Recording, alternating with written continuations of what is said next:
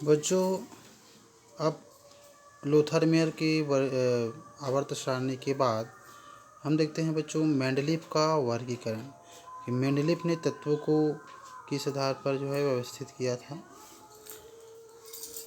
तत्वों के वर्गीकरण का मुख्य श्रेय रूसी के रसायनज्ञ डमित्री इवानोविच मेंडलीफ को जाता है। तत्वों की आवर्त सारणी के प्रारंभिक विकास में उनका प्रमुख योगदान रहा। जब मेंडलीफ ने अपना कार्य प्रारंभ किया तब 63 तत्व थे, है ना। वह जो मेंडलीफ थे, है ना, जब तत्वों का जब तत्वों के ऊपर जो है अपना है ना प्रयोग किया और उनको व्यवस्थित करने का शुरुआत किया, तब तक बच्चों 63 तत्व जो है खोजे जा चुके थे। उन्होंने तत्वों के परमाणु भार और उनके भौतिक और रासायनिक गुणधर्मों के बीच संबंधों का अध्ययन किया। तो जो 63 तत्व खोज चुके थे ना, उसका परमाणु भार, है ना, जो 63 तत्व उसका परमाणु भार और जो भौतिक और रासायनिक गुण था तत्वों का, है ना, उनके बीच संबंध जो है उन्होंने कि इनके बीच क्या संबंध है उनका अध्ययन किया। और रासायनिक गुणधर्मों के अंतर्गत मेंडलीफ ने तत्वों के ऑक्सीजन और हाइड्रोजन के साथ बने यौगिकों को चुना। तो उन्होंने जब तत्वों का अध्ययन किया बच्चों, है ना, तो उन्होंने क्या चुना कि ऑक्सीजन और हाइड्रोजन के साथ, है ना, जो बने यौगिक है उनको उन्होंने जो है इसके अध्ययन के लिए चुना था। और अधिकांश जो तत्व, तो उन्होंने इसके लिए क्या प्रयोग किया बच्चों कि उन्होंने 63 तत्व खोजे थे ना, तो 63 कार्ड लिए, है ना, और प्रत्येक कार्ड पर बच्चों अलग अलग तत्वों के गुणधर्मों को लिखा। यानी 63 जो है तत्व था, तो 63 कार्ड लिए और उस कार्ड में, है ना, प्रत्येक तत्व का गुणधर्म को उन्होंने लिखा। इसके बाद क्या किया उन्होंने कि समान गुणधर्म वाले तत्वों के समूह बनाने पर उन्होंने पाया, है ना, कि अपने परमाणु भार के बढ़ते क्रम में व्यवस्थित हो गए थे।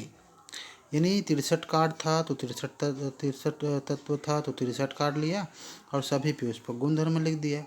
अब जो जो समान गुणधर्म के थे, यानी एक ही गुणधर्म के थे, है ना, उनका उन्होंने ग्रुप बनाया, समूह बनाया। तो जब समूह बनाया तो उन्होंने क्या पाया कि जो तत्व है वो परमाणु अपने परमाणु भार के बढ़ते क्रम में व्यवस्थित हो गया था, है ना। तो उन्होंने अधिकांश तत्वों को एक स्थायी सारणी की तरह व्यवस्थित कर दिया, जिससे समान गुणधर्म वाले तत्व एक दूसरे के नीचे आते गए। तो तब उन्होंने यह भी देखा गया कि समान गुणधर्म वाले तत्व एक निश्चित अंतराल के बाद फिर जो है आ जाते हैं। तो इस आधार पर उन्होंने मेंडलीफ ने आवर्त सारणी नियम बनाया। तत्वों के भौतिक और रासायनिक गुण उनके परमाणु भारों के आवर्ती फलन होते हैं। मेंडलीफ की आवर्त सारणी में ऊर्ध्व स्तंभ को, है ना, ग्रुप यानी समूह, और क्षैतिज जो है उसको जो है आवर्त कहा गया बच्चों। जैसे ये देखो दिख रहा है ऊपर से नीचे, है ना, ऊपर से नीचे आएंगे बच्चों तो उसको ग्रुप कहा गया, समूह कहा गया। और ये क्षैतिज यानी, है ना, दायां से बायां जैसे जाएंगे तो उसको पंक्ति कहा गया। तो आप लोग देख रहे हो कि जो हाइड्रोजन और ऑक्सीजन के साथ जो तत्व है ना, उनको देखिए परमाणु के बढ़ते क्रम, जैसे लिथियम की बात करो, है ना, तो 6.939, बेरिलियम की बात करें तो 6 के बाद 9.012, 15, है ना, 12, है ना, 14, 15, इस प्रकार जो है ये परमाणु के बढ़ते परमाणु भार के बढ़ते क्रम में व्यवस्थित हुआ, है ना। और उनको एक ही ग्रुप में जब इन्होंने जमाया, है ना, तो ये समान गुणधर्म वाले को व्यवस्थित किया परमाणु बढ़ते क्रम में, तो क्या हो गया था, परमाणु के बढ़ते क्रम में ऐसा व्यवस्थित हो गया था। ठीक है, तो इस प्रकार ये मेंडलीफ का आवर्त सारणी है। तो मेंडलीफ का जो आवर्त सारणी का जो प्रकाशन है बच्चों 1872 में एक जर्मन पत्रिका में हुआ। सारणी की ऊर्ध्व स्तंभ के शीर्ष पर ऑक्साइड और हाइड्राइड के सूत्र दिए गए हैं, है ना। यानी जो ऑक्सीजन के साथ क्रिया करता है वो ऑक्साइड हो गया और जो हाइड्रोजन के साथ क्रिया करता है बच्चों वो हाइड्राइड हो गया। जिसमें अंग्रेजी का जो अक्षर आर समूह, है ना, आर समूह के किसी तत्व को प्रदर्शित करता है। यानी आर का जगह कोई भी जो तत्व है वो आएगा।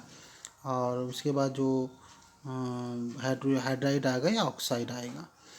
जैसे यहाँ पे दिया है कार्बन के हाइड्राइड CH4 है ना को RCH, क्योंकि R के जगह क्या आ गया, तत्व आ गया। कौन सा तत्व, कार्बन तत्व है ना। और ऑक्साइड की जगह से CO2 है ना, तो RO2। तो R के जगह क्या आ गया बच्चों, जो कोई भी जो है तत्व आ जाएगा, कोई भी ग्रुप का तत्व। जैसे R के जगह यहाँ पे कार्बन आ गया है ना, यहाँ भी कार्बन है ना। तो ये हाइड्रोजन के साथ है तो ये हाइड्राइड हो गया, और ऑक्सीजन के साथ है तो क्या हो गया, ऑक्साइड हो गया। तो मेंडलीव ने किसी तत्व के समूह में स्थिति का निर्धारण उन्होंने यौगिकों के आधार पर किया कि कौन सा यौगिक है, उसकी क्या स्थिति है। यौगिक के सूत्र द्वारा तत्वों की संयोजकता ज्ञात की है ना। किसी वर्ग या समूह की क्रम संख्या उस वर्ग के तत्वों की ऑक्सीजन की सापेक्ष संयोजकता दर्शाती है ना। यानी क्या बोल रहे हैं बच्चों, किसी वर्ग या समूह की क्रम संख्या, जो क्रम है ना, उस वर्ग के तत्वों की क्या बताता है, ऑक्सीजन की सापेक्ष संयोजकता दर्शाती है। जैसे जिस तत्व के ऑक्साइड का सूत्र R2O है तो प्रथम समूह है, जिसका सूत्र RO है वह द्वितीय समूह है ना। तो प्रथम समूह R2 और R हो गया तो द्वितीय समूह में रखा जा सकता है। तो ये क्या बताता है, तृतीय समूह के लिए ऑक्साइड का सूत्र क्या होगा।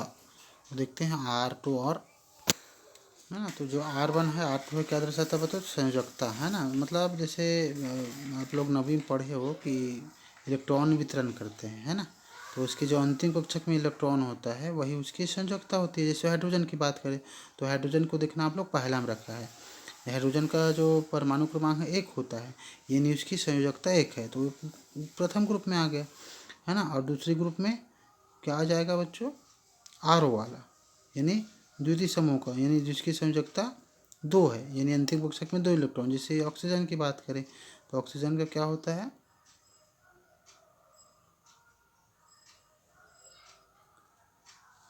R1 है ना। जैसे R1 की बात करें तो R1 में कौन सा तत्व रखा गया, जैसे बेरिलियम है, तो बेरिलियम का जो है क्या होता है आपका 4 है ना। तो 2 और फिर 2, तो उसकी जो संयोजकता है 2 हो गया, तो उसको दूसरे समूह में रखा गया है।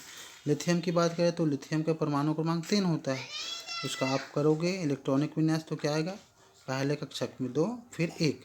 तो ये हाइड्रोजन है ना, लिथियम है, देखना आप लोग एक ही ग्रुप में है, यानी जो प्रथम समूह के तत्व है वो उसकी संयोजकता 1 है सभी की, है ना। तो मैं बता देता हूँ आप लोगों को। जैसे इधर देखिए हाइड्रोजन का 1 है, लिथियम की यदि बात करें तो उसकी परमाणु क्रमांक कितना होता है, 3 होता है, तो 2 और 1 है ना, लास्ट में 1 आ रहा है। सोडियम की बात करें तो सोडियम में उसका जो परमाणु क्रमांक है बच्चों 11 होता है, तो उसका जब इलेक्ट्रॉनिक में आज करोगे तो इसमें भी लास्ट में 1 आएगा है ना, 2 8 1। तो ये जो पहला जो तत्व है बच्चों उसकी संयोजकता 1 वाला तत्व है, जिसको R से दर्शाया जाता है। यहाँ पे है ना, यहाँ पे जैसे R2 है, देखो R2 है ना, तो R2 कौन सा वाला है, जिसकी संयोजकता 1 है ना। सभी एक ही ग्रुप में रखा गया है। दूसरा जो ग्रुप है बच्चों ये दो संयोजकता वाला है, जैसे अंतिम कोश में 2 इलेक्ट्रॉन जो है आएगा है ना, जब आप लोग इलेक्ट्रॉनिक विन्यास करोगे तो। अब जो मेंडलिफ ने जब आवर्त सारणी बनाया बच्चों, तो उन्होंने क्या क्या उपलब्धियां जो है ना वो किया, उसको हम लोग देखते हैं। तो पहला जो उनका उपलब्धियां था बच्चों, तो वो है पहला में क्या है, तत्वों के अध्ययन में सहायक। यानी मेंडलिफ ने जो आवर्त सारणी बनाया था है ना, परमाणु भार के बढ़ते क्रम में है ना, तो वो तत्वों के जो अध्ययन किया है ना, बहुत सारे वैज्ञानिक अध्ययन करते रहते हैं है ना, तो उनके लिए बहुत ही जो है सहायक जो है ये साबित हुआ। तो किस प्रकार साबित हुआ देखते हैं। मेंडलीफ की आवर्त सारणी में प्रत्येक आवर्त में तत्वों के गुणों में क्रमिक परिवर्तन दिखाई देता है ना। जैसे क्रमिक परिवर्तन मतलब जैसे अभी संयोजकता की बात करें तो जो वर्ग 1 का है वो पहला संयोजकता उसका है, वर्ग 2 की बात करें तो वो दूसरा संयोजकता वाला तत्व है, तीसरे ग्रुप में जो है 3 जो है संयोजकता वाला है। तो ये जो है क्या हुआ, इसमें क्रमिक परिवर्तन दिखाई देता है ना। क्रमिक मतलब जैसे संयोजकता की बात हो गया, उसके बाद दूसरा इसमें क्या देखे तो परमाणु भार के बढ़ते क्रम में है, क्रमिक परिवर्तन है ना, पहले कम फिर उससे ज़्यादा फिर उससे ज़्यादा। तो यही कहलाता है बच्चों क्रमिक परिवर्तन, है ना। वही एक वर्ग तत्व के गुणों में समानता, यानी एक ही ग्रुप के जो तत्व हैं उनमें गुणों में समानता दिखाई दिया। दूसरे ग्रुप के तत्व था तो वो जितना भी दूसरे ग्रुप में है उनमें गुणों में समानता, तो ये भी एक क्रमिक परिवर्तन आ गया, समानता हो गया, है ना। उसके बाद क्या और फर्क पड़ा, यदि किसी वर्ग के एक तत्व के सामान्य गुणों की जानकारी हो गया तो उस जो वर्ग के अन्य जो तत्व हैं उनके गुणों के बारे में जानकारी आसानी से जाना जा सकता है। जैसे एक ही ग्रुप है तो उन्होंने क्या किया था कि एक ही ग्रुप में, है ना, जो समान गुण वाले तत्व है उसको रख दिया था। जैसे एक ग्रुप में मान लो 10 तत्व है ना, और सभी का गुण समान है, तो किसी भी यदि एक तत्व के गुणों के बारे में यदि हमको जानकारी हो जाती है तो उस 9 जो और 9 बचेगा, है ना, तत्व, उसके बारे में भी हम जानकारी, है ना, ले सकते हैं, क्योंकि सभी एक गुण है, सभी एक गुण वाला है। एक के बारे में जानकारी हो गया तो बाकी जो 9 है उसके बारे में भी आपको जानकारी हो जाएगा, है ना। तो इस प्रकार वो हमको जानकारी हो गया। तो इस प्रकार मंडलिक की आवर्त सारणी, है ना, तत्वों के अध्ययन में बहुत ही सहायक साबित हुआ। दूसरा जो उपलब्धियाँ था क्या बच्चों, नए तत्वों की खोज में सहायक। तो मंडलिक ने अपने आवर्त सारणी में कुछ स्थान रिक्त छोड़ गए थे। इन रिक्त स्थानों को दोष के रूप में देखने के बजाय मंडलिक ने क्या देखा, कुछ ऐसे तत्व के अस्तित्व का अनुमान लगा लिया था उन्होंने, है ना, कि उस समय तक ज्ञात नहीं हुआ था। यानी बीच बीच में, है ना, स्थान छोड़ दिया गया था बच्चों, और उन्होंने क्यों छोड़ा था, क्योंकि वो अस्तित्व तत्वों का अस्तित्व, है ना, जो मिलने वाला तत्व है उसके बारे में वो पहले से भविष्यवाणी यानी अस्तित्व का अनुमान लगा लिया था, है ना। लेकिन उस समय तक खोजे नहीं गए थे, है ना, लेकिन उन्होंने एक अंदाज़ा लगा लिया था कि यहाँ पे, है ना, तत्व खोजा जा सकता है ना। तो उसके लिए बीच बीच में जो है रिक्त स्थान छोड़ दिए थे। इनका नामकरण उन्होंने समूह में इसके पहले आने वाले तत्व के नाम में एक उपसर्ग लगाकर किया। जैसे उदाहरण के लिए देखिए कि बाद में खोजे गए तत्व, है ना, स्कैडियम है ना, गैलियम है, जर्मेनियम को क्रमशः एका बोरान, एका एल्यूमिनियम, है ना, एका सिलिकॉन, यानी एका बोरान मतलब इसके जो बाद तत्व खोजे गए थे, है ना। जैसे बोरान के बाद जो तत्व क्या खोजे गए थे, स्कैडियम, तो उसको ना जब इसके पहले जब स्कैडियम नहीं मिला था तब क्या बोला था, उसको एका बोरान बोला था। उसी प्रकार यदि गैलीलियम खोजे गए थे तो गैलियम जिस समय नहीं खोजा गया था, है ना, जिसके लिए रिक्त स्थान छोड़ दिया था उन्होंने, है ना, तो उनके जो पहले तत्व थे बोरान गैलियम के पहले तत्व एल्यूमिनियम, तो उनको स्थान में क्या लिख दिया था, गैलियम की जगह एका एल्यूमिनियम। तो जैसे ये तत्व खोजा गया बच्चों तो एका, है ना, एल्यूमिनियम की जगह गैलियम लिखा गया, है ना। उसी प्रकार जेरेनियम जब नहीं खोजा था तो उसकी जगह क्या लिख दिया गया था, एका सिलिकॉन, है ना। सिलिकॉन क्या है, इसके पहले वाले तत्व है, इसके बाद ये एक रिक्त स्थान छोड़ दिया था, तो उस रिक्त स्थान, है ना, में क्या नाम लिख दिया गया था, एका सिलिकॉन, है ना। जब जर्मेनियम मिला बच्चों तो एका सिलिकॉन की जगह क्या लिखा गया, जर्मेनियम लिखा गया। ठीक है। तीसरा जो उपलब्धि था क्या था बच्चों, संदिग्ध परमाणु भार में सुधार। मेंडलीव के आवर्त सारणी में बेरिलियम के परमाणु भार को संयोजकता के आधार पर ठीक किया गया, है ना। इसे त्रिसंयोजक न मान करके द्विसंयोजक माना गया। उसका स्थान जो है लिथियम और बोरान के बीच रखा गया। इंडियम, यूरेनियम आदि तत्वों के परमाणु भारों में किसी प्रकार का सुधार जो है किया गया नहीं, कुछ जो है मिस्टेक हो गया था उसको सुधारा गया बच्चों। जैसे तो किसी को त्रिसंयोजक मान गया था, है ना, तो उसको द्विसंयोजक माना गया, है ना। तो इसी प्रकार बोरान के बीच, बोरान और लिथियम, है ना, इस प्रकार बहुत सारे जो तत्व थे उनको सुधार कर लिखा गया। चौथा जो उपलब्धि था बच्चों, अक्रिय गैसों का स्थान। मेंडलीव के समय हीलियम, नियॉन, आर्गन जैसे अक्रिय गैसों की खोज नहीं हुई थी, इसलिए, है ना, आवर्त सारणी में इसके लिए कोई स्थान नहीं रखा गया था। जब इन गैसों की खोज हुई बच्चों तो इन तत्वों का एक अलग समूह बनाकर, है ना, आवर्त सारणी में 9वां स्तंभ, जिसको शून्य समूह कहा गया, है ना, वो जोड़ दिया गया।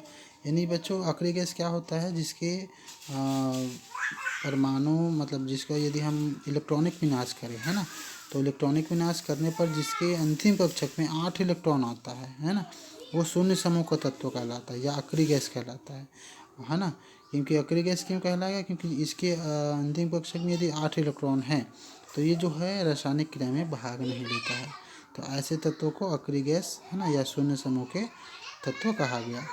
तो मेंडलीव ने जब इस तत्व का खोज हुआ तो जो 8 ग्रुप था, है ना, उसको 9वां ग्रुप यानी 9वां स्तंभ बनाया उन्होंने, और ये अक्रिय गैसों को जो है उसी समूह में यानी शून्य समूह के तत्वों के रूप में 9वां जो है ग्रुप बना करके आवर्त सारणी में जोड़ दिया गया। ठीक है, तो इस प्रकार ये उपलब्धियां था, है ना। अब आगे जो है बच्चों हम लोग कल देखेंगे।